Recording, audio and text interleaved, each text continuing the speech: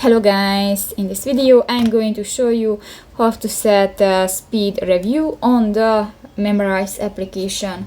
But first of all, I just want to mention, please don't forget to subscribe to our channel, because at 100,000 subscribers we are going to show you our YouTube revenue statistics and growth strategy, how to make money online. So let's jump into it.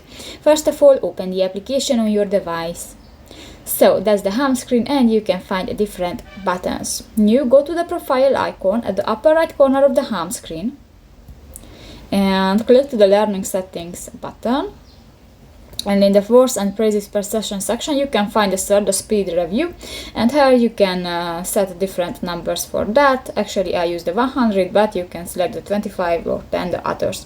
So that's pretty much it for this video, guys. See you in the next one. Bye bye.